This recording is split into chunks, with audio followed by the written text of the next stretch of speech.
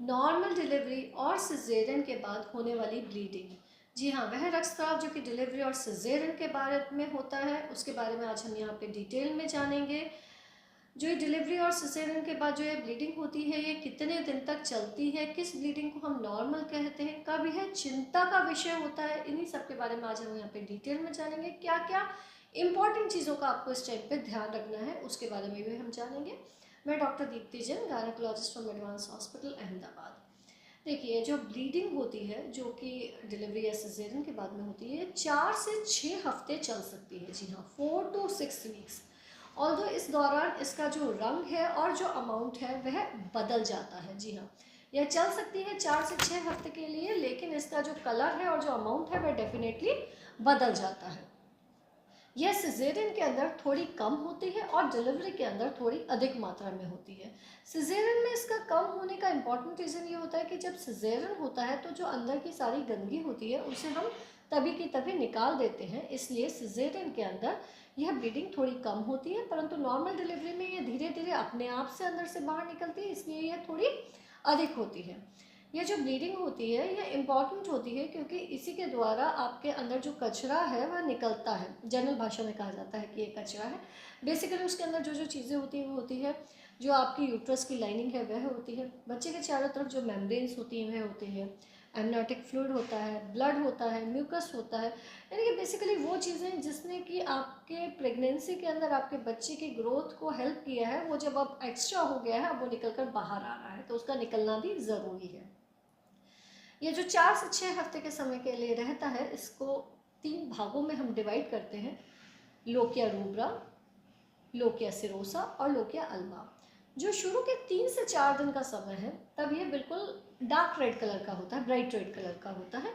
यह काफ़ी हद तक मेंस्ट्रुअल ब्लड से मिलता जुलता होता है, यानी कि जो आपकी माहवारी के समय पे जैसी ब्लीडिंग होती है, ऑलमोस्ट ऐसी ही ब्लीडिंग शुरू के 3 से 4 दिन के बीच में होती है। उसकी स्मेल भी ऑलमोस्ट वैसी ही होती है। इस दौरान होने वाली ब्लीडिंग में क्लॉट्स भी निकल सकते हैं, जो कि एक नॉर्मल चीज़ है, उससे आप घबराइए नहीं। इसको हम लोकिया रूब्रा कहते हैं। इसके अलावा जिसके बाद में जो ब्लीडिंग शुरू होती है वह होती है जो अगले 5-10 दिन के लिए रहती है। उसका जो कलर होता है वो ब्राइट रेड से चेंज होकर थोड़ा पिंकिश ब्राउनिश हो जाता है, जिससे हम लोकिया सिरोसा कहते हैं। इस टाइम पे आपके जो क्लॉट्स होते हैं वो भी आने बंद हो जाते हैं। उसके बाद जो ब्लीडिंग होती है उसका कलर और चेंज हो जाता है, वो येलो वाइट कलर का हो जाता है। यानी कि 12 दिन से लेके जो 4-6 हफ्ते तक की होने वाली ब्लीडिंग है उसका कलर हो जाता है येलोइश वाइटिश, और उसको हम कहते हैं लोकिया अल्बा। इस टाइम पे कोई क्लॉट्स नहीं आते, काफ़ी अलग तरह की इसकी कंसिस्टेंसी हो जाती है।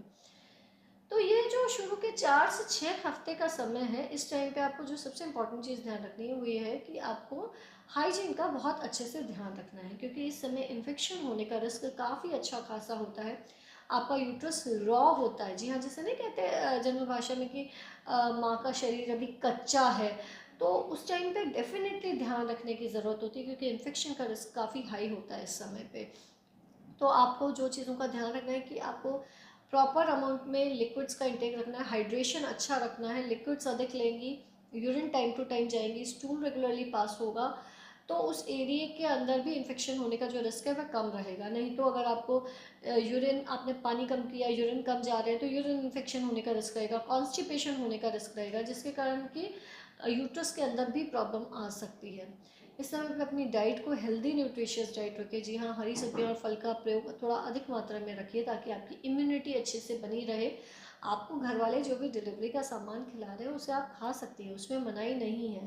पर हम सिर्फ इतना कहते हैं कि हरी सब्जियाँ, फल और पानी का इनटेक भी अच्छी अमाउंट में रखिए। पानी थोड़ा गुनगुना पानी लेंगी तो ज़्यादा अच्छा रहेगा, वो आपके पेट को भी थोड़ा अच्छा रखेगा, डाइजेशन में हेल्प करेगा। इस समय पे टैम्पून्स का प्रयोग बिल्कुल भी नहीं करना है। जी हाँ, इस चीज़ को गांठ बांध लीजिए कि इस समय पे आपको टैम्पून्स का प्रयोग नहीं करना है, यह इन्फेक्शन को काफ़ी हद तक बढ़ा सकता है। इस टाइम पे आपको सैनिटरी नैपकिन्स या फिर एडल्ट डायपर्स ही यूज़ करने हैं, और उसको फ्रीक्वेंटली यानी कि हर 6 से 8 घंटे पे चेंज भी करते रहना है, ताकि इन्फेक्शन का रिस्क नहीं रहे। अगर इस समय पे इन्फेक्शन हो जाता है तो जो जो सिम्टम्स दिखाई देते हैं, जो लक्षण दिखाई देते हैं, वो कुछ इस प्रकार के होते हैं: पेट के निचले हिस्से में दर्द रहने लग जाता है। थोड़ा बहुत दर्द होना तो देखिए नॉर्मल है, पर ज़्यादा दर्द होने लग जाए, आपको बुखार रहने लग जाए, क्लॉट्स आपके 3-4 दिन निकल गए हैं, हफ्ता भर हो गया है, फिर भी उसके बाद भी क्लॉट्स आ रहे हैं, तो वो नॉर्मल नहीं है डेफिनेटली।